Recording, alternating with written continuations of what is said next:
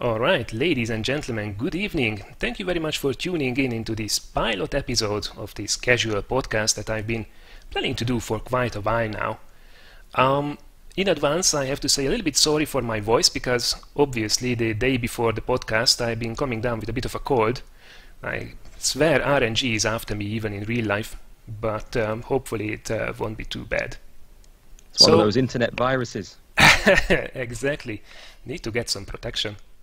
So, just to let you know what this podcast is all about, basically the main idea is to get a couple of really chilled, fun people together that enjoy similar games, which is mainly wargaming products, although the podcast is not necessarily focused only on wargaming games. We play enough tanks as it is. I'm pretty sure that we'll take up most of the podcast this time around. And yeah, there are a lot of topics that we want to touch, so without robbing your time any further, let me just move on to, first of all, I think, introduce our guests. Let me start with AgingJedi. Actually, if you could do the honor and introduce yourself very quickly. What do we have to know about yourself and your channel if anybody's out there who didn't know you until now? Hey, well, thanks for having us on. Yes, I've got the AgingJedi YouTube channel, although people generally know me as Oak, or call me Oak, that's the in-game name. Stupid long story behind that, but yeah, mainly on YouTube. Jedis. There's a lot of Jedis. It was hard finding a Jedi I could use for YouTube, and I wish I hadn't bothered. I think we should really need some Sith as well to keep the balance. Some Sith. There's plenty of those, especially in World of Tanks. They're the toxic ones. They're the premium spammers at the back. Oh my. But yes, playing mainly World of Tanks and occasionally dabbling in other games as well, mostly on YouTube at the moment. Good stuff. And privately, what are you busy with if you are not playing tanks?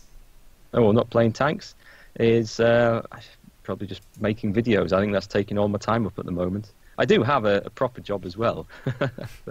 That's boring. That's just fixing computers. But yeah, I guess I've been into games, playing games ever since I was about 9 years old, which is a long time ago now. Yeah, well, hence the name, I guess. Yeah. All right, cool stuff. Ben, if you would like to take over from here. Sure. Hey guys, my name's Ben. I run, co-run YouTube channel called The Beard Guys, along with Lamb. We do loads of World of Tanks console content, so Xbox, PS4. I've been doing that for 2.5. Well, it'll be a 3-year anniversary of when we made the channel on Tuesday next week, actually. But about 2.5 years we've been doing console videos. Yeah, my in-game tag is Don Tomo, but no one really calls me that. But so you know, Ben's fine. Yeah, I don't know. That's it. I work in software development normally at the moment as a contractor, so I tend to work big periods of work, and then I'll take some time off, and I can kind of play YouTube and pretend like it's my job, and then I'll run out of money and go back and actually do my normal job. And go back to the real world. But yeah, kind of like that really. We do a bit of mix of, you know, videos and Twitch content. We're pushing Twitch a bit more at the moment. A lot of pretty laid back stuff where it's just me and Lamb having a good time, playing in a pretty chilled out way, not try harding too much, none of that stuff. We're just, you know, having a good time and mucking about. I can see some familiar faces watching in your Twitch chat as well, which is nice to see. Good stuff. Good stuff. All right, well, we actually were planning to have a third guest as well, Skate, who is doing World of Tanks Blitz for the most part. Unfortunately, life did come in the way, and due to family matters, he can't attend tonight. Hopefully, he will be back some of the later episodes if you guys like this podcast. So let me just very quickly introduce myself as well, if there are any new faces in the chat. And basically, I'm a soon-to-be 36-year-old guy who, for the most part, was working in tourism and was negotiating contracts in all over Europe. So I've been working in multinational companies for over a decade. Did everything like working in cubicles and overcrowded offices to jumping on planes and going talk with very important people. At least they did think so. And then suddenly I find myself in a position that I'm right now living from mainly my YouTube channel. I have a couple of other contracts going on as well. I will not retire from this income yet, but let's see where we can take it.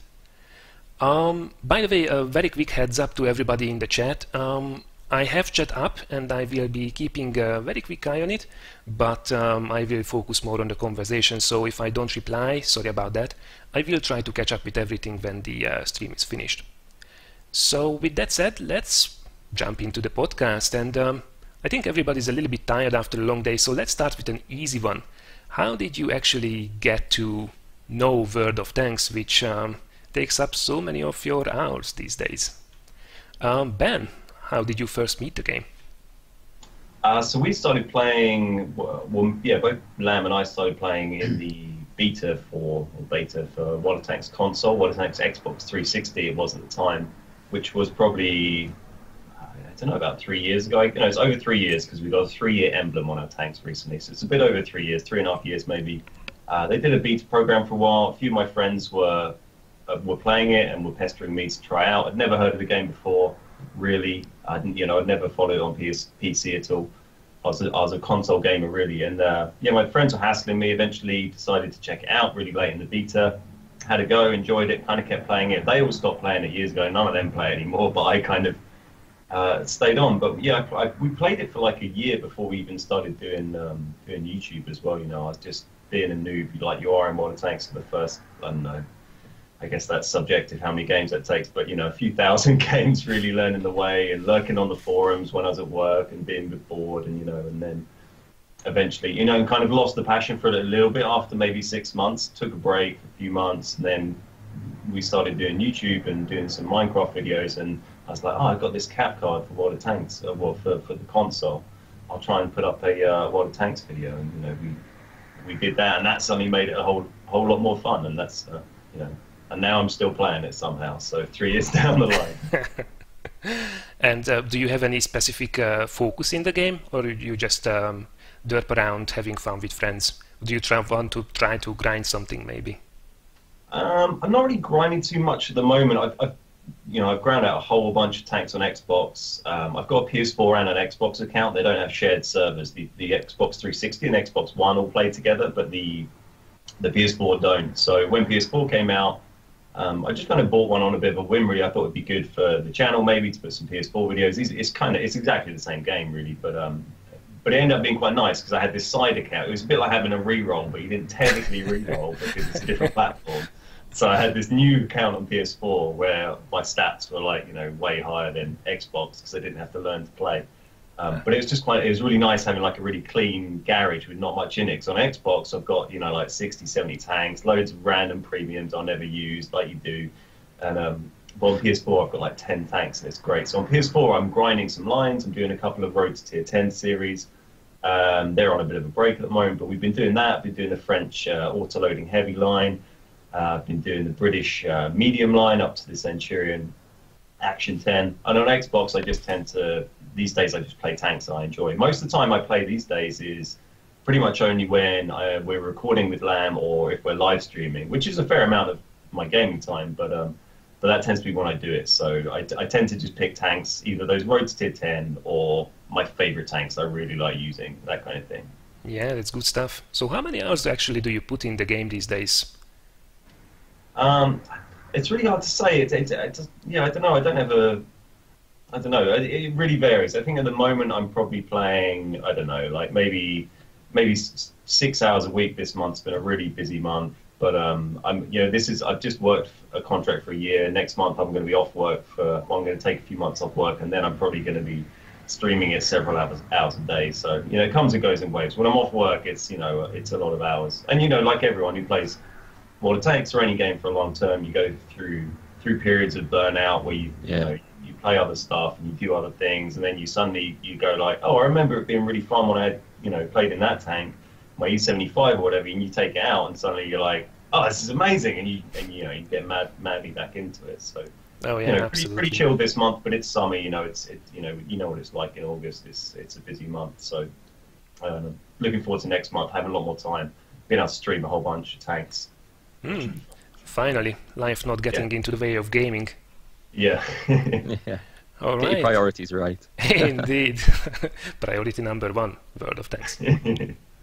All right, Oak, what about you? How did you bump into this game back in the day? I got introduced to it by a friend who he knew I was into like war games and history and stuff.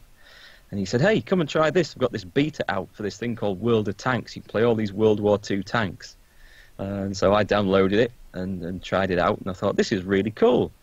And then we played it for a bit, and then it went live, and I think I stopped playing about 6 months after it went live, because I was just getting sick. Back then you had +3 matchmaking, maybe worse in some tanks. So you'd like take a tier 4 and you'd meet tier 7s, and it was that just must have been brutal. fun. It was brutal, and this is before I knew anything about crew skills and spotting mechanics or anything like that. So I gave it a break for maybe a couple of years, and then a different friend, we were talking about computer games and stuff. He said, "Oh yeah, I play this game called World of Tanks. Have you ever heard of it?" I said, "I used to play that, but it was shit, because we used to get the horrible matchmaking." He said, "Oh no, that's all gone now. That's better." Yes, it's all better. And he said, "Come and try it again." And that was about 4 years, three or 4 years ago. So got back into it and really enjoyed it. It had improved from the bad old days. I think they can maybe still go a little way with that yet, but it was definitely a lot better, and I really enjoyed it. And then saw other people doing YouTube videos of it. That's where I learned a lot about what I know now. And then one day I thought, well, I work from home anyway, and I spend a lot of time playing this. Maybe I could start putting some of my better games up on YouTube. And I thought, I'm going to have a go. And with no knowledge of video making or anything whatsoever, I just jumped in and learnt everything from Google. And that's the good stuff, making videos in Windows Movie Maker and the like. Yeah, learning everything the hard way. And so these days I don't maybe play quite as much because I'm time's taken up making videos and other things. But like this week, I've managed to get a bit in. I think I've played about 4 to 5 hours a day for the last 3 days, which is really unusual for me. Really unusual. But that might be it for the next week. I might not be able to play again for the next week, just depending on how work and everything else goes. But when I say 4 to 5 hours, I'll play until I get a really frustrating game, and then I'll have to go and walk away for 10 minutes and just chill out, do something else. Find something just for sanity's sake, absolutely. But I don't normally play as heavy as that. If I can get 100 games in a month at the moment, that's probably about the usual rate. Yeah, it's not too bad. You can still make some progress and don't go completely crazy because of it. As man, you definitely can have such horrible streaks sometimes when the game is out to get you. Yeah, well, last night me and a friend were playing, and he's only recently started the game, so we were playing tier 5, 6 and the odd 7. And I think we must have lost about 12 or 13 games in a row. We put some of those 2-hour boosters on, and I think we were 1 hour and 40 minutes into those boosters before we had a win. The only reason we were still there playing was because we thought, well, we've put the boosters on, we can't waste them. So what do the boosters do? They're like plus 50% crew XP for 2 hours, or plus 50% free XP for 2 hours. So you can put up to 3 on. There's crew XP, vehicle XP, and sometimes credits and some other things. They can be handy. You usually get them as mission rewards. I haven't bought any. Yeah. But do you have them on console? Not timed ones. There's certain boosts you now get that you also sometimes get from op rewards. I don't know if you have the same op system, but it's basically like different daily little mini tasks you can do. Like I don't know, come top damage on your team 3 times or whatever. So we get boosts that are like ×2 XP, ×3 XP. Sometimes there's times whatever crew XP. But yeah, they're not time ones. It will just be for the next battle. Right. You set it and then you play a game, and inevitably it'll be trash and it'll be wasting the boost. And then you have another one without the boost to play really well. But similar thing. Be interesting to have the time ones though. I like that. That sounds cool. Yeah, they're pretty nice. They do. I find they keep me playing longer than I would otherwise if I wasn't using them. Yeah, I love boosters. I have to admit I sometimes even buy them because, I am really doing a heavy-duty grind at the moment, still playing a lot. Although it has to be said that I didn't start as early as you guys. Although thinking about it, it's probably about 3 years for me. Started around 2014, I think, to play World of Tanks. And the funny thing is, I knew nothing about this game. Zero information reached me. I haven't been really into these type of games at all, so it completely flew under my radar. And one day, my son comes home and tells me about this game that he's playing, and he's totally in awe about it, and he's telling the stories and what maneuvers he pulled and everything. And it turns out that my ex-wife's partner was playing the game and showed it to my son, and then he showed it to me, and I got so hooked that I just couldn't help myself. And since I started to make videos, now I feel that now I have a pretty good excuse to put a lot of hours into the game, which is all the excuse I need. So I play, I would say, about 4 or 5, sometimes 6 days a week, and I try to do in like 2, 3, 4 hour sessions when I'm doing like really hard grind. Funny thing is, I usually only play for fun on streams, because otherwise I'm just trying to advance the grind on the different lines, because I have this crazy idea that I want to unlock everything, which will probably completely send me nuts. But after 346 or 48 tanks in the garage, I can't turn around anymore. So I'm just going at it, which is sometimes frustrating, sometimes fun though. I kind of did something similar, where instead of going all the way up one line and unlocking everything, getting to tier 10, I would open up several lines, and I have loads of lines open now, and advance them using ×2 and ×3 victories, just play to get the win, then go and play a different tank, because I figured, well, I can get more XP for less playtime by that and gradually get things unlocked. And it's great, it kind of worked, but now I have about 8 or 9 tier 10s unlocked, and it's going to cost me 60 million credits to buy them. And I'm just going to be playing tier 8 premiums for the rest of my life to get them all. And I wish I'd just got them one line at a time and finished it. Yeah, it's a lot harder to get silver on PC than console. I believe is what I've heard. On console, it's pretty. You can have probably a good, not an exceptional, but a good game in a tier 8 premium tank with a premium account. And you could make 125,000 credits with that. Oh, right. So you make it's I think the XP is a little bit quicker to come in as well. So it's kind of designed to be slightly more not starting a debate of console players are all casual, but it's targeted at a slightly more casual market, because PC gamers traditionally probably slightly more of a hardcore gamer than console owners might be less so. So the progression is a little bit quicker through console, which makes that a bit easy. So on my Xbox account now, I stopped grinding stuff. I haven't really been grinding any new lines for 6 months or more on Xbox. I just play stuff for fun. And on that, I've got like 30 million silver, because I just don't spend it on anything. Jealous. Oh my god, bloody hell, 30 million. Time to load full premium. Just sitting there. I just went through my garage one day and I was like, right, all this equipment on loads of these random tanks that I never ever use. So I just went and sold, all the kind of non-gold equipment on stuff I never used. And then by the end of that, I had an extra like 20 million credits from like selling binos and camera nets and stuff. Crazy, but it's really interesting that they did set it up in a slightly different way. I mean, sometimes I'm so bored of the credit grind already, especially because right now I'm focusing always on a single tier, where I try to just grind through every single tank in that tier. And right now I'm grinding tier 8, which is a lot of fun for a variety of reasons, which we might mention or not a little bit later. But it's also the fact that I'm grinding all these tier 8s, and then when I need credits, I need to grind the tier 8 premium, so it's tier 8, tier 8, tier 8, tier 8. And I try not to think about it, only a few more tanks to go, and then I enter the heaven that will be tier 9. But yeah, that credit grind can be pretty damn nasty. Yeah, I mean, at the moment, the only time I buy a tier 10 is when it's one I've got unlocked that's also on that top of the tree promotion every month.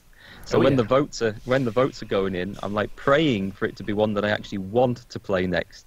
Because if it's one I've got unlocked and it comes on sale, I feel kind of obligated to buy it, because it saves me 2 million credits. If I can get 4 million ground out, it's easier than grinding 6. I know the feel. But yeah, I want them to bring the Death Star, the FV 215B183 back on sale. I want that to be top of the tree. I've wanted that for months. Yeah, we had a couple of Tank Destroyer votes now, and it doesn't seem to attract a lot of votes from people, which is a little bit surprising because it's such a novel tank, isn't it? I mean, yeah, that's sorry, popular for if you could vote on a discount.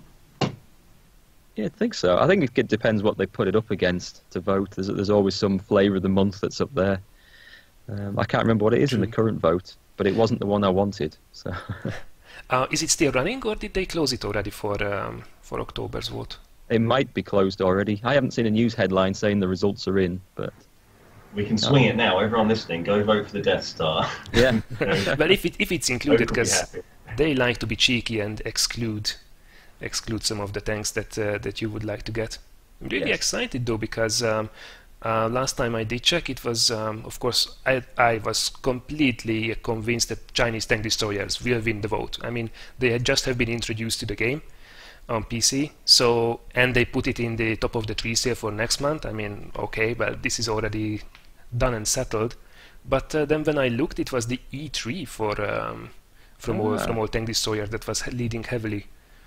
Although it was only for the English storefront, so we have been surprised before with that. It's quite interesting you say that, because I would have thought there'd be a huge amount of interest in the Chinese tank destroyers too. And yet, the couple of videos I've released on them recently haven't had that many views and that much interest. Not as much as I thought there would be. But if you release something on like one of the old classic tanks, like a Tiger or a Tiger 2, for all the not particularly amazing tanks, they're the ones that people still seem interested in. One. That's how I feel anyway. Maybe, I don't know, is that different on console, Ben? Or? I mean, certainly stuff that's newly out gets a lot of interest. Like if we put out content on, you know, a new premium tank, or these days, you know, a reskin of an existing premium tank that's apparently a new premium tank, you know, that'll get a lot more interest than content and other stuff. But yeah, I don't know about tech. No, I think even new tech tree stuff. It's so, especially tech tree really, because it's not that often these days that we get new tech tree tanks. We've got the. I think what last we had was the Czech tanks, I think that's right. Earlier this year we had the Czech tanks come in, and we've got hopefully the Swedish tanks. We don't have any Swedish tanks at the moment. Hopefully that's coming in by the end of the year. I think they're due. But yeah, they tend to drive a lot of interest. You do certainly get interest, you know, old classics like, you know, Tigers especially. I think that's from, you know, that's new. Probably new players maybe coming into the game. You know, a lot of people know what a Tiger tank is, or a Sherman maybe, and you know, then maybe they search for that stuff. But yeah, the new stuff, you know, gets a lot of interest. All right, sure. Good stuff.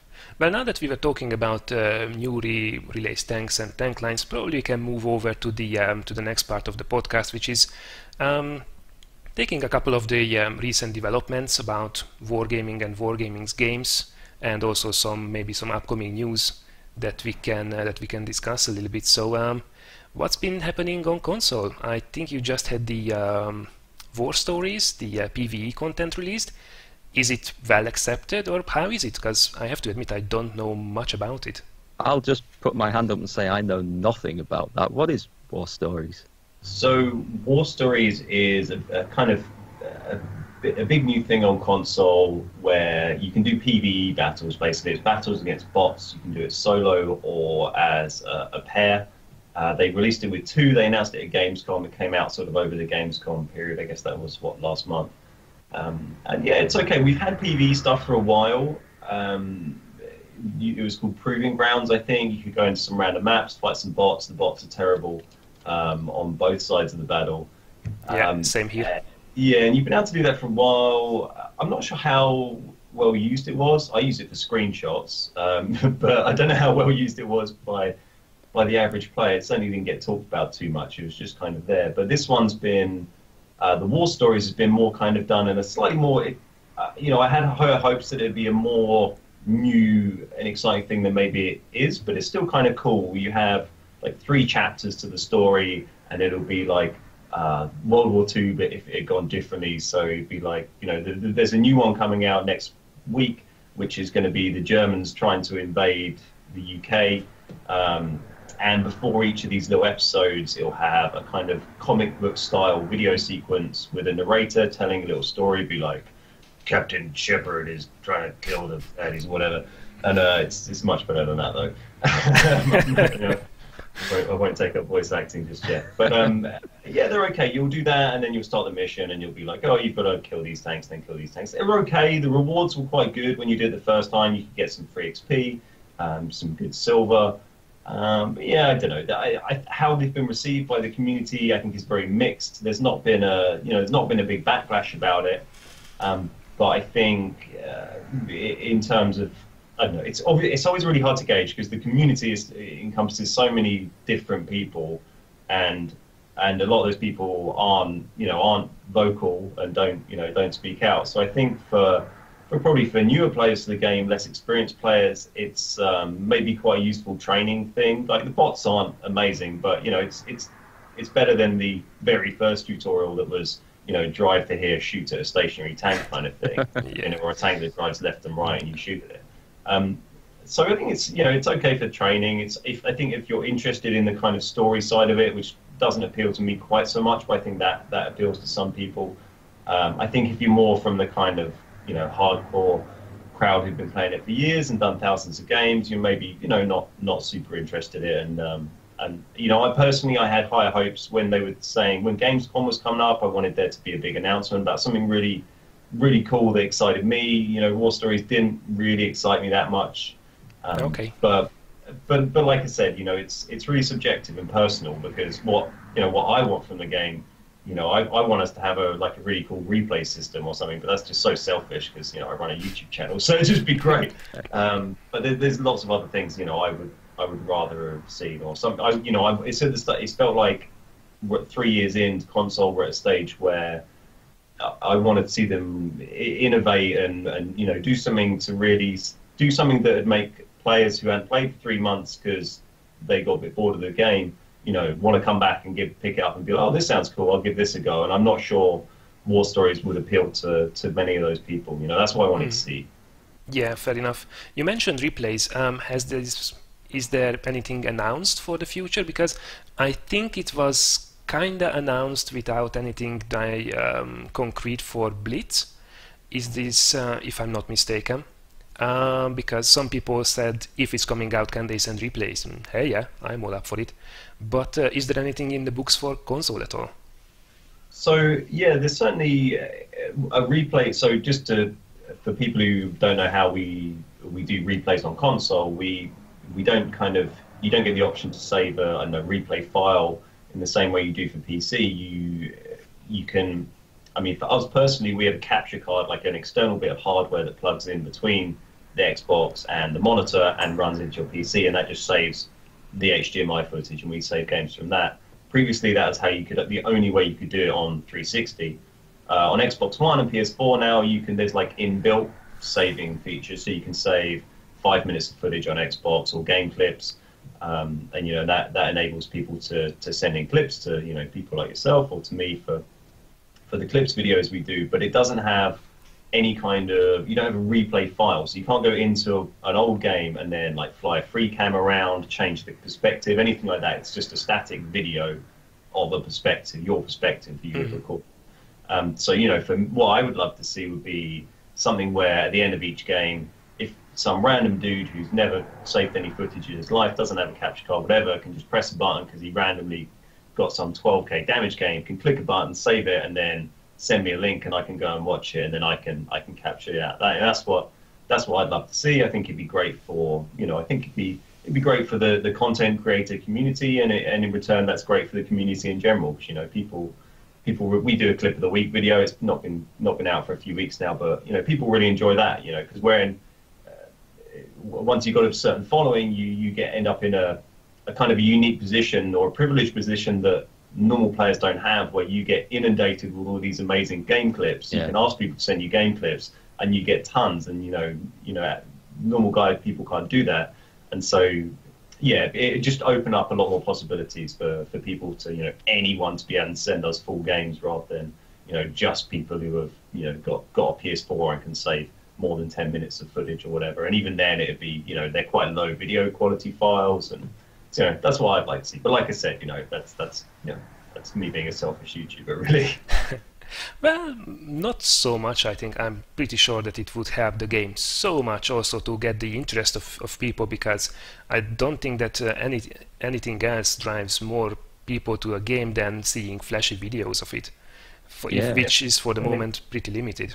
I mean, for me, one of the main reasons why I stopped doing the funny moments compilations for World of Warships, because I didn't have the editorial freedom, to use a probably non-existent weird word, to record it in a way that I really wanted, because it's so easy to fly around and record things in a flashy angle in World of Tanks, but the replay system in World of Warships, although it's there and it's great it's there, is a lot more cumbersome, and it's just not that well fleshed out as in World of Tanks. So I just couldn't really get the shots that I wanted, and I know that a lot of people, you guys included, would come up with a ton of amazing looking stuff if they would do that.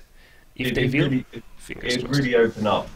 really opens up creativity, like with your videos, where the clip, when we do clip of the week, we just have the raw video file, so it's just kind of clips. But for people like yourself, you can do these cool camera angles, or as One and Only does really good clip based stuff as well. Where and you can get really creative with that stuff, and I think having that platform there, that infrastructure there for people to use, would bring out lots more content creators, from the woodwork, who maybe hadn't, our content is, me and Lamb playing games and mucking about and having a laugh usually, but there's lots of people who, might not want to create that kind of video content, but they're really into their video editing. Our video editing is often quite light and, just trying to do it quickly, really. Whereas, if you're somebody who's really into that sort of thing and tanks, then, having that freedom would really appeal, and, bring out more content, bring out more creativity, and, it's good for everyone. Yeah, good stuff. So moving on to some other news. Recently, we of course had Gamescom with a couple of announcements, and we finally did see for PC the new HD maps, also with live game footage. And if I'm not mistaken, I can also show this in the background. Yeah, there we go. Look at that technology. So, Ben, were you actually at Gamescom? Or sort of. We weren't there for Gamescom proper, but we were out in Cologne a couple of days before. Me and Lamb got invited out to play a game called Eve Valkyrie, which is a spaceship fighting game it's been VR only, and it's coming out on PS4 and PC. We got invited out to that. Looks pretty good, that. Yeah, it is good. It was really fun, particularly in VR. It's been out in VR for a little while, but particularly in VR, it was really cool. It's a perfect game for VR, sitting in a little spaceship fighter, flying around. There was one where you could point the gun by looking your head in that direction. It had these big guns on the side that would point where you looked, and that was really cool. But yeah, so we were just there, but that was kind of through tanks anyway. Really, it's not not a wargaming game, but we were there because a guy who used to run the kind of community team for Wargaming America, a console, we had a good relationship with. He left Wargaming like a year ago, and then he got in touch about it and was like, hey, he now works for another company and invited us out there. And so, yeah, we kind of got to go. We didn't go into actual Gamescom, which kind of sucked. I've never been, so hopefully maybe next year we might get an opportunity to go. But it was really cool being out there. It's a lovely festival atmosphere because everyone in town is there for Gamescom. So you just walking down the street, and, you can chat to the person next to you because they're a fellow nerd and they're there for the same thing. So indeed. Cool. Have you guys been before? No, never been. A lot of people say that it's a great place if you can get in on a press pass, but if you just go as a regular visitor, you just spend all day in queues. Does that sound about right? I never been, but that's exactly the same that I did here as well. That people were queuing for 3-4 hours to get into a single game, which doesn't sound like an awful lot of fun. Yeah, I can believe that. I went to a couple of years ago. I got invited out to PAX Prime, which is PAX West now in Seattle. But we got invited out there to play World of Tanks, and we did some live streaming and stuff. And that was very similar Gamescom vibe. Big convention, and they're just huge queues to play all these different games. And I just ended up didn't bother playing too many games because they're just these crazy queues. But I got to go in a day early with the press pass. You could just go in all the short queues and just go and play some stuff. But But yeah, I don't know. I think you have to really be into that. I think you have to really into the kind of socializing and the community side of it, and just want to be there and be around all the staff and chat to people, and get the freebies and get the badges and the t-shirts and all that kind of stuff. I don't know. Maybe for us 30-something-year-old men, we don't want to just stand around queuing to play a game. But if you're a little bit more young and enthusiastic, it's I think they're fun to go to. If there's one you can go to, Yeah, I'm sure the atmosphere is brilliant of it. For myself, I have been into enough of these busy, huge conventions where you have just meeting after meeting, so it doesn't seem that appealing to me. I'm very fine with just watching it on Twitch or having some YouTube videos about it. Talking about which, I have been watching QB stream when he was showing off the maps with the stage cam. And I have to say they look absolutely amazing. They whoops, let's just start it again. They really seem to be rebuilding a lot of it, basically coming up with something fresh for every single map, which is I just can't come soon enough. Yes. What's your take on it, Oak? I totally agree. I guess I don't know how long it was ago now, but we had a lot more maps on the PC version, and they gradually took them out one by one. There was some that weren't popular and some that had broken areas, and we thought as they took them out they were going to refix them, rebalance and put them in, and I think they did with one or two. But the end result is that for years now we've had less maps than we used to have, and these HD maps can't come soon enough for me, because yeah, they're going to look beautiful and pretty, but it also means that once they've got that done, that's when they're going to start working on new maps or refixing the old ones that they took out. And I just want the variety again, because I don't know what it's like on console, or I don't know about you, done it, but I am sick of playing the same map and going to the same choke point, because you have to go to that position in this tank, otherwise you have a rubbish game. Like El Halouf, where you know as soon as you load in on El Halouf, you're going to that northwest corner, almost no matter what tank you're playing in, you're going up there. Not that I have a problem with that, but I just want more variety, and when they bring more maps in, that's going to be brilliant. And they've always said that they can't bring more in until they've got the HD maps done. So, yes, I can't wait to see the beautiful, lovely HD maps, but the big thing for me is when they bring them in, they're going to start fixing other maps and reintroducing new maps. So that's what I'm really excited about. Yeah, absolutely. I mean, it can get definitely a little bit stale, or it can get a lot stale, actually, especially with people who did play a lot already.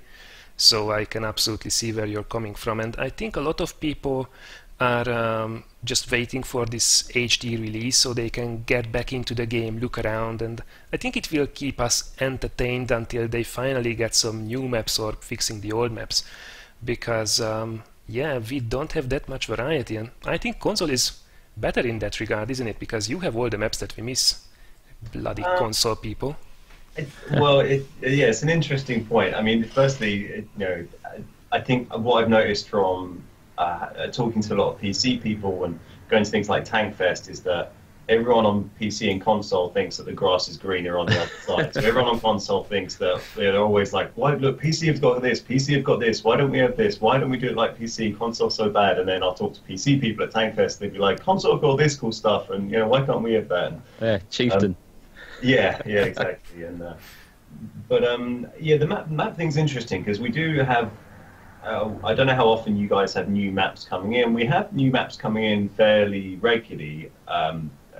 They haven't been maps that I particularly love, but fairly regularly new maps coming in. But a big thing that's kind of gone on over the last, 3 or 4 months, there was, I think, 8 or 9 maps that got pulled from rotation without any announcement.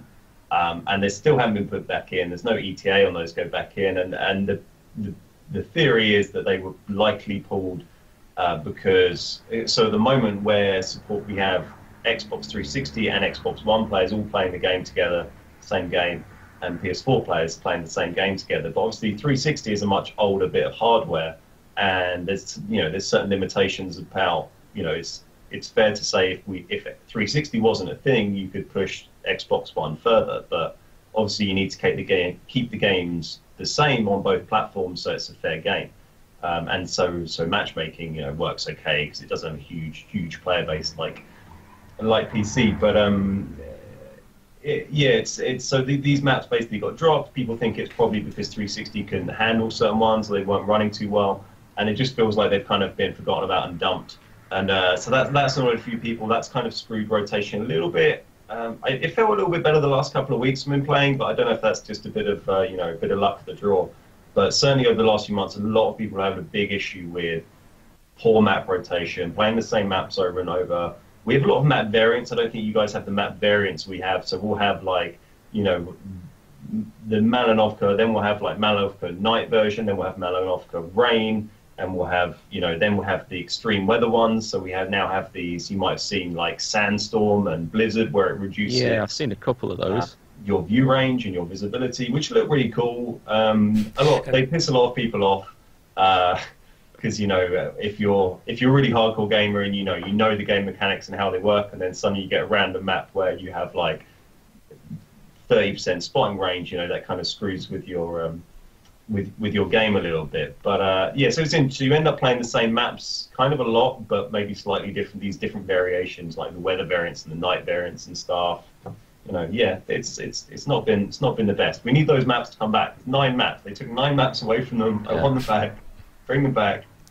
We've been asking for ours back for years. We thought some of them we thought were broken and horrible at the time, but now we just miss them. Just anything for a change. Just bring a map back for a patch, just so we can play it and remember how bad it was, and then you can take it away again. That's fine. You know what will happen? Premium maps on sale Premium right maps. now. Called it. Yeah. Bundles of premium maps. That's what's going to happen. Now with only 30,000 gold, 100 euros by now. All right. It's interesting what you said about performance on the Xbox 360, because obviously a lot of the console guys have got different platforms or slightly different platforms to play together on. I wonder what the HD maps will do performance-wise to the PC when they bring them in. They say they're going to optimize it quite well, but a lot of people play World of Tanks on potato PCs. And I just wonder if it's going to put a bit more strain on some of the systems. Yeah, I know there is a lot of concern from the community, and rightly so. I mean, I see some of the FPS numbers on the replays I get, and oh my god, I don't envy them playing. You wonder how some people can play with like. Yeah, exactly, and then I realize FPS. how good I'm actually doing with my FPS. So I have no reason to complain. But there were a lot of good promises, but. We just have to see and test it out. There was one thing actually which I didn't really like about those HD maps, but maybe it's just me. It's when they did run through like a couple of rocks and then just splashed it around these little rocks or hay bales. I don't know what it was, maybe sacks of something, and it were just moving about. The physics seemed to be a little bit odd as they were knocking it about the place. I wasn't really a huge fan of that, but everything else looks amazing. So fingers crossed we can actually play it as well. Well, I managed to flip over my T-37 on Malinovka earlier today, so I'm a bit questioning the physics myself at the moment. We only got the new we only got the new physics earlier this year, I guess beginning of this year, springtime. So that was really cool. That was one of the. It's felt like the last year on console has not been tons of exciting stuff, but that was probably the highlight for me, was getting the new physics, particularly because I'm a big light tank player, or have been for the last 6 months. So having the new physics, being able to handbrake, we couldn't handbrake until this year, so that was super cool. Getting to handbrake, seeing tanks flip over, roll about.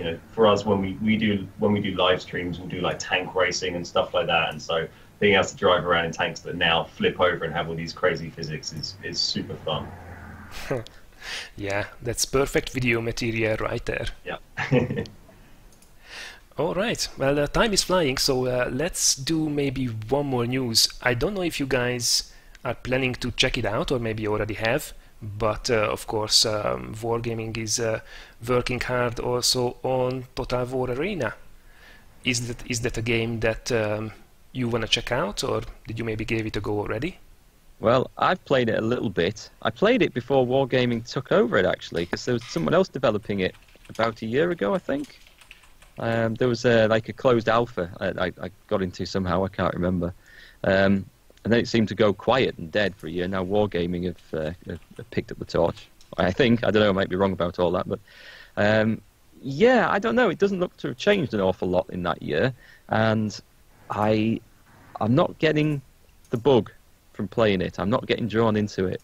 It feels like, instead of feeling like grand battles, it just feels like 10 lots of 1v1 in each game. Everyone fights their own little battle, and there's no coordination between the players. I suppose it's different if you go into, I was going to say platoons, but I mean like groups or whatever you call them in that game, and play with your mates, so you can coordinate and communicate a bit.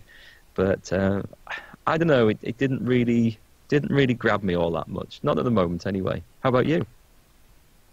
I didn't try it, so I'm not much into these strategic games, I have to say. I'm more bang bang pow pow kind of Yeah, I've not kind of played style. it either. Is it same sort of vibe as the old Total War games? I remember playing Rome Total War and Medieval Total War, years and years and years ago. They were good fun, but I never played them online.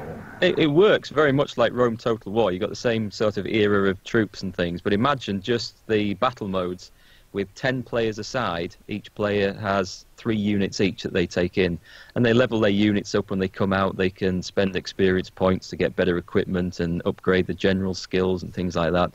But yeah, the battles, the maps that they've got, 10 players aside, 3 units each, so there's like 30 units in the army, and you can either wipe the other side out or capture their base. I don't know, as I say, it just feels like, instead of feeling like a big epic battle, because the idea of it sounds fantastic to me, when you go and play, it just feels like everyone fighting their own little private battle against someone else, and there's no battle lines, it's just chaos everywhere. Which some Pretty people much like love. World of Tanks, isn't it? Pretty much, yeah. Yeah, I'm not sure that appealed to me really. I liked the old ones were really fun. I was probably playing them when I was just single player gaming really, quite a few years ago. But I remember, I'd have fun just making. There was a map I remember that had a big river down the middle on Medieval Total War with like 3 bridges, like 1 bridge in the middle and 2 each side. And so you'd make your army with like a crap load of archers and a bunch of really heavily armored dudes, so you could stand them on the bridge, and then give them just as many peasants as possible on the other side of the bridge, and then they all funnel down the bridge and just stand there getting absolutely destroyed by your guys. And it was just one of those games where I just set up some ridiculous scenario and then just watch the AI just go for it and just have a huge massacre. But I think the idea of playing it, I don't know if I'd want to play that online with a bunch of other people. I don't know. I suppose with any game, once you get into it and you get into the community and stuff, it just becomes fun, doesn't it? Yeah, that's why I like playing tanks, because I like playing with my friends and with Lamb and with the community we've now got around the channel. That's why I still enjoy playing it. It's not that I still love just clicking a button and shooting a tank anymore. It's it has ascended to something more. It always feels different when you get a game with a good community around you, doesn't it? Whatever game you play, if you're playing with a good group of friends or people that you just enjoy talking to, it really enhances it. Absolutely, yeah, 100%. All right.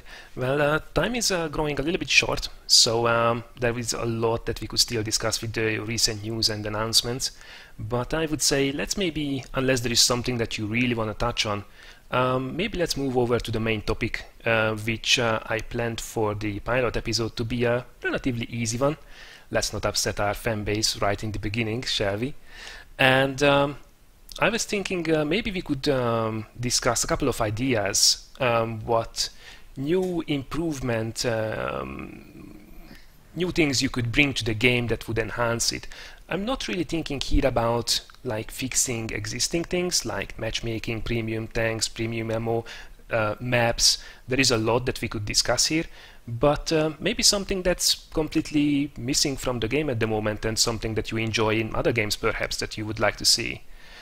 Just to give you an example, and this is not my idea, I'm not trying to claim it, but during one of the recent chats, Meathead Militia came up with something very interesting in the chat that caught my attention.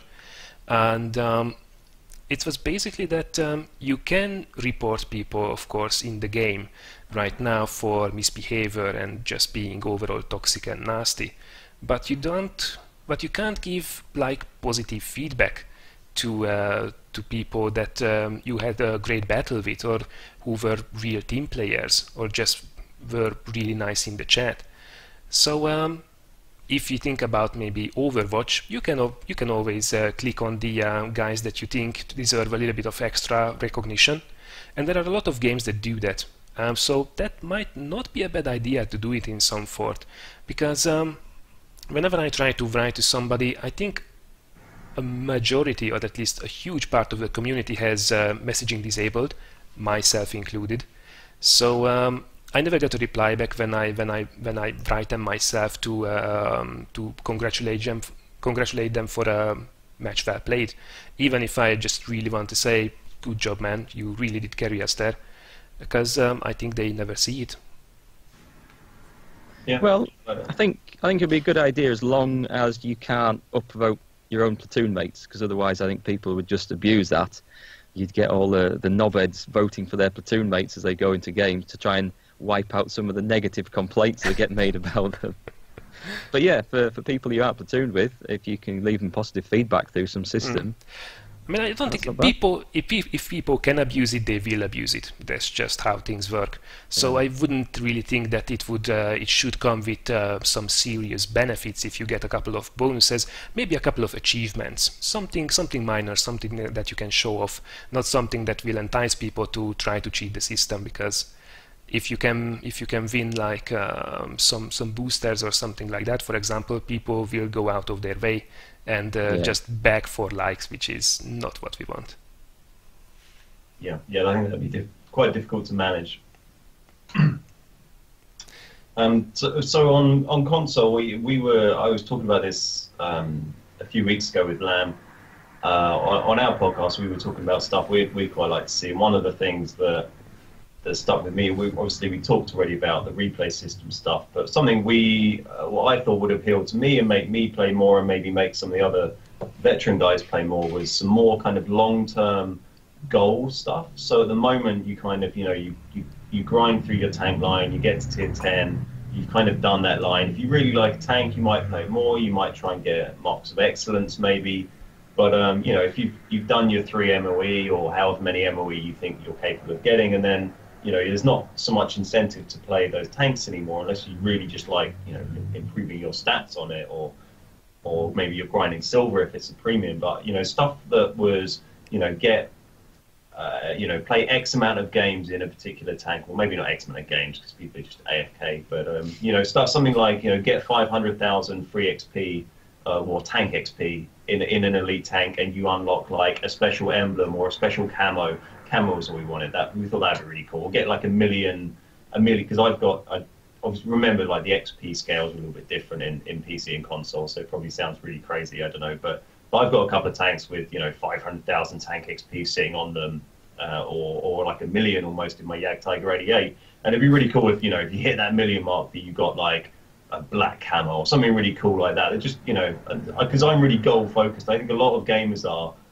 I'll play a game where it's I'll just be sitting there like, Minecraft. I love Minecraft because I'll be like, right, I want to, get lots of stuff. So I'll just sit there digging away just to acquire more stuff, to build stuff, to help me acquire stuff quicker. And, lots of gamers are like that. Or when you play WoW or stuff like that, you want to get more gold. You just want to get to a higher level. And so I think that kind of goal-based stuff really helps, drive a bit of, it's like another little strategy thing or simulation kind of type mini game going on in the background around the actual gameplay itself, so that helps kind of motivate you through playing games when you'll see a bit more value in an average game, and so I'd really like to see stuff like that on console. I think that would appeal to a lot of people.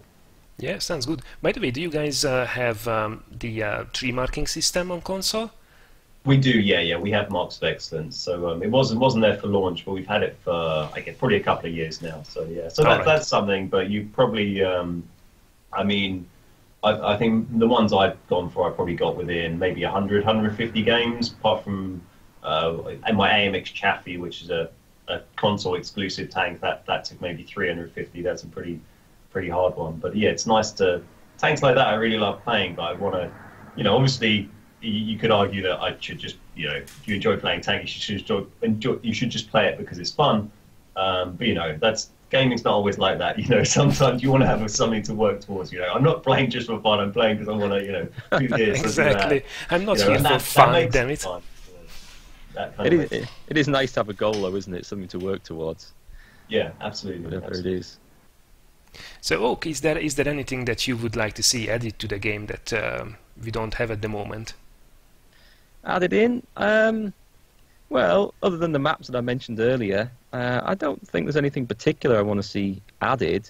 They could maybe make a few little things better. I was talking to Paul, and I forget his surname. He's one of the tanks developers. He's in a lot of the videos with Meathead Militia from North America. And he suggested that they could do things to make like premium account time better, to attract more players to buy that. And one of the things he suggested was make it so, if you're paying for your premium account every month, you get extra little benefits, like you can dismount equipment for free, or you could do something else for free. And that sounded like a really good idea. I don't know if you guys both have premium account time. I do. But I know a lot of players don't, because they can't play every day, and it's not worth their time to take it out. And a lot of them don't see it as necessary. They could buy a premium tank and they can earn the credits that way. But give it some extra little benefit. I think it would encourage people to take out premium account time more, which makes the game a faster grind for them. And it would give Wargaming maybe a more regular revenue stream, so they don't have to feel like they're constantly releasing premium tanks to sell at us all the time. That's really interesting. I can't remember who it was. I'm sure it was maybe at Tank Fest this year. I was talking to someone, and they said about kind of a similar idea. Maybe it was Meathead, I don't know. But I remember talking to someone, and they were saying about how it'd be interesting ways to change how premium time works and the rewards that you get for it, and saying things like if you buy a year's worth, by bundle, that gives you a year's worth of premium time, and that premium time you get, say, like, one tier 3 premium tank a month, or one, you get 3 different premium, you buy a year's worth of premium time and you get, 2 tier 8 premium tanks that you can pick at certain times, and just other ways, like you say, just other ways to encourage people to, to focus on buying premium time and see value in that, rather than them having to rely on, pushing monetization and revenue through relentless premium tanks, which is how it feels on console at the moment. Is just every month it's like 2 or 3 new premium tanks. There's so many of them are reskins, and it's getting a bit. It's got to the stage. For a while we were like, okay, cool, yep, and they help us out as community contributors, and they'll loan us the vehicles. But it's got to the stage now I'm like, just don't bother. There's so many. I just can't. I can't put out the videos. It's just stupid. I know you I feel. can't put out like 3-4 new premium tank videos a month. Like, I can't tell. These people aren't going to buy all these, Yeah. And I was saying earlier that, all right, I've played a lot of games the last few days, but generally I don't have that much time to play. I'd forgotten that I'd spend a lot of time on these test accounts where they give us a test account with a premium vehicle loaded on to try it out. And it's all great being able to test it out and make a video for YouTube, but at the same time, I'm not earning credits and trading crews on my regular account. So I come back to that, and I still need to do the credit grind and everything else. But there has been a lot of premium vehicles out recently. And oddly enough, this is something else I'd like to see Wargaming do, actually, is that they don't release them on all the servers at the same time. Like the Chinese premium tank destroyer that came out, was it a couple of weeks ago? It's not been on for sale in North America, which I had no idea about and only knew because a lot of viewers have been asking, when are we getting this? Yeah, I did see on Twitter. I was completely gobsmacked. I never would have thought that North America wouldn't sell it at the same time, because usually they are the ones that just sneak in a couple of extra days of sale. Yeah, get it in early. So yeah, that was odd. But it'd be nice if Wargaming have a bit more sort of global continuity around things. I know they can't be identical. I'm not asking them to be identical in every region, but I think it'd probably feel nice for the players. I reckon. It's been a source of endless problems. There's been lack of poor communication and alignment between different wargaming in different countries. Between America and Europe, particularly for us. We don't suffer from the same issues in terms of we don't have different servers where you play on. You have an account on a particular server and sales for a particular server. You just play, and I could switch in game between the NA server or the Europe server. And it'd just be my same account, so there's no difference in that way. But we still suffers from all the things we've seen with all the drama alerts that have happened over the last year or so. And half the time that's America not talking to Europe or vice versa, and miscommunications, and trying to get information from one source and getting conflicting information from another. And it's a thing that a lot of big companies, having worked for lots of big companies, a lot of big companies suffer from that. But it's frustrating when you're kind of in the middle of it trying to manage a community and two-headed beast, badly. Trying to work out which story is the correct one. Yeah. Yeah, absolutely. I mean, a lot of people, I think that it's a wargaming problem, but as you mentioned, that's pretty much like a big multinational company problem, that there is almost always these kind of communication issues between the different regions and the different offices. So this is not something special for wargaming per se. That doesn't make it better, of course. I mean, it's still, the problem still exists, but it's just not something that's only limited to this company. By the way, I don't want to talk about too much about the premium tanks, because I think that's a big enough topic for a separate podcast maybe, because there is a lot that we could say about it. But it's true that I have a serious case of premium tank fatigue, especially T-rate premium tank fatigue at the moment.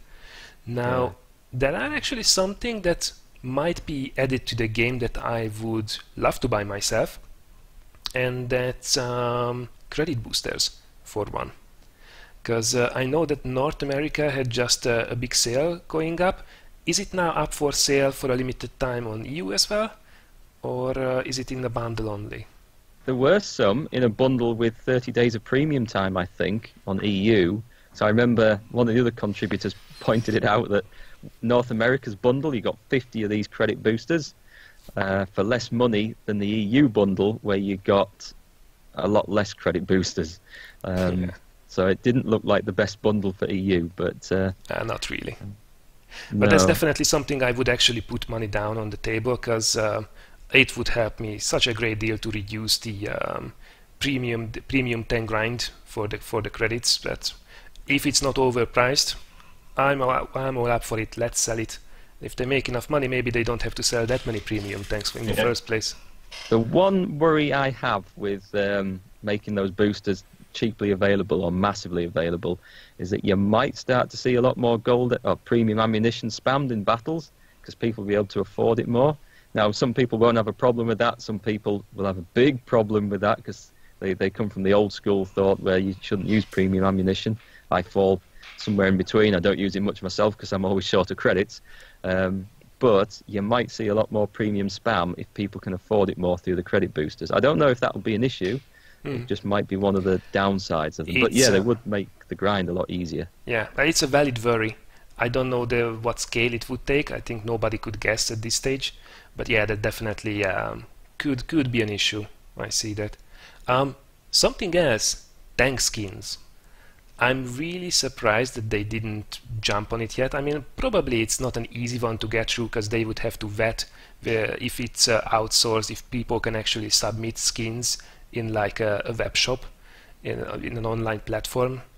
And it's also would be an interesting question how they would implement it. Like, would everybody see the skin? Would only the player who drives it see the skin? But I think there is a pretty huge potential in it, because I know a lot of people would be interested to pimp out the tank that they really like to play, and it wouldn't have any gaming effects. And as long as people who don't want to see it can just opt out, or maybe it's only for the player who actually has the skin visible, then I don't really see any drawbacks with it. Yeah, so if you could turn that off, then I think that why not? Sure, if it's client side only. Traditionally, we've probably had a few more. Well, I don't know. I'm not an expert on PC, but I'd say we've probably had a few more crazy skin tanks come out than you guys. We've got the Cromwell Knight, which just has a great big Union Jack over the entire thing, and we have the Liberté FCN 50T, which has like a French flag on it, and some other fairly bizarre ones. But they always cause a little bit of controversy, because you get the people, the more traditionalists who are very interested in maybe the war history, military history, or military people who don't really want to see silly tanks driving around. So I think if you were going to have something like that with customizable skins, then you definitely need to have a way to opt out of that. I think personally I wouldn't mind too much. I don't mind looking at weird tanks, but I think that'd annoy a lot of people. Yeah. Something else that also came to my mind, and other games have this, like Armored Warfare had this, I think, is the possibility to actually put down money on the table and give regular tanks a boosted credit earning potential to make them quasi premiums in terms of their credit earning potential and crew training potential. So maybe somebody really likes a regular tank, but just can't really play it that much because you always need to grind for credits. Maybe he could do it then by purchasing this upgrade with just playing whatever he really feels like playing. That's kind of nice. I guess they'll do that with the credit boosters, because I think sort of. Otherwise, if you could, like, because I'd make like a KV2 premium if I could, I can just play that over and over. But then I probably wouldn't ever buy or play any of the premium tank, or then they might lose out on sales on the premium tanks if they could. If you could make any tank a premium. Yeah, but so, as long as it's the same price point or similar, I don't think they would lose out on that much, because it's the same rule applies. I think people who buy a lot of premium tanks would just get bored of the same upgraded regular tank. The same. Yeah, maybe. I like that. I like the idea of, because it like we said about earlier, for playing for fun. It's frustrating when I find myself playing a tank. I'm like, I know this tank will be a fun one to play, but I'm not going to play that. I'm going to play this one because I need to, because I need to do X or Y. So it'd be nice to have the option to be able to go, right, this is my favorite tank in the game. I always love using it. I can now make it, give me a little bit extra benefit. Maybe, it doesn't have to take it into a full, super tier A premium, but just if it has a little bit of a boost or something like that. That's cool. I think that's an idea that could be explored and, implemented in some way. These things are always, complex and never quite balanced right, but yeah, there's always a question when we come up with these ideas. Oh my god, how the hell would they implement it? Yeah, that's a scary thought. Yeah, we do the ideas, Wargaming do the implementation. Exactly, and then we criticize it. That's the workflow. But then we get the blame for it if it goes wrong. All right, well, we actually are past 1 hour of stream, which was planned for the stream. So I don't know, is there any other ideas that you maybe have that you didn't get to expose yet in terms of new improvements to the game? No, not personally, but I'm sure if I had a few weeks, I could probably think up one or two. Well, if the podcast is a success, we can always do it next time as well. All right, so I don't want to keep you guys too long. So I think for a little bit of a wrap up, maybe you guys could let everybody know what's going on in the channel, what they can look forward to. Now is the time to do a little bit of a cheeky plug for your own channels. So Oak, why don't you take the lead on that one? Okay, at the moment I've just today released a dirty, filthy, seal clubbing pay-to-win tank video on the Panzer II-J, everyone's favourite always a classic, isn't it? Filthy tank. But other than that, I'm just trying to make daily content at the moment, mostly World of Tanks, and then the odd other thing thrown in there for a bit of variety. But yeah, just enjoying putting up viewers' replays, doing a few of my own reviews. And my viewers' comments thing that I have out every Monday, which is quite fun. I don't know if either of you have seen that, where I just take YouTube comments that people left on my videos and respond to them, or defend myself against them, or answer questions, or whatever else. So that's a load of fun. I enjoy doing that. It doesn't get a whole lot of views, but I wouldn't expect it to. But it just feels like I don't know, stress relief compared to everything else. It's just fun to do. Just a place to vent. Yeah. All right, cool stuff. What about with you, Ben? So for us this month, we're putting out mainly battle beards on our channel, which is our sort of core content. It's just me and Lamb playing games together. We're playing World of Tanks console together and just doing a couple of games and talking a bit of shit and having a laugh. So they're good fun. They're pretty laid back. Yeah, that's this month. Next month, that's when I'm off from work for a while, for a few months. So we're going to be moving to doing a whole load of live streaming. So if you've got some cold winter nights to while away, come and check out the Beard Guys on Twitch. We're going to be doing a bunch of live streaming, lots of console tanks, and probably a lot of PUBG as well. I've been playing a whole load of PUBG, PlayerUnknown's Battlegrounds, however you want to say it. So yeah, I'll be trying to fight my PUBG addiction and kind of give enough time to World of Tanks as, give the fans what they want and then satisfy my addiction. to PUBG on the other side. But yeah, so lots of live streaming next month. I'm really excited about it. It's rare that I have the opportunity to, you know, be off work and have that time to do it. So very hyped about that. All right, so some exciting weeks coming for you then. For sure, for sure. All right, excellent. Well, as for myself, there is actually something big coming up. In a couple of weeks from now, I should be hitting the 50,000 YouTube subscriber milestone, which congratulations. Thank you.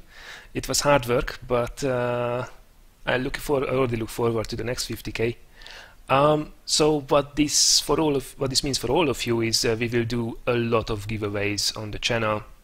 There will be giveaways on streams, there will be a video giveaway, a lot of high tier premium tanks, a lot of free gold. I'm also in touch with Wargaming already. It seems we can get some extra free stuff from there as well. So now that's something I really look forward doing again, as usual with these milestones. Otherwise, the streaming is something that's going really well, so it seems that I will be able to keep up the stream schedule. So apart from the 5 videos a week, 3 funny ones and 2 other ones over the weekend, I will also stream for 3 hours on every Tuesday and Thursday in the afternoon from 3 until 6 Central European time. So if you have the time, I hope to see you there. Alright, and with that said, thank you very much for joining tonight, also for the viewers and for the guests, AgingJedi and Ben from the Beard Guys. It was pleasure. a lot of fun, so if this picks off, hopefully we can do it sometime in the future as well. Yeah, I'd love to. Alright. See you later, guys. Take care. Take care, guys. Yeah, Have a nice having us. evening. See you soon. Good night. Night, night.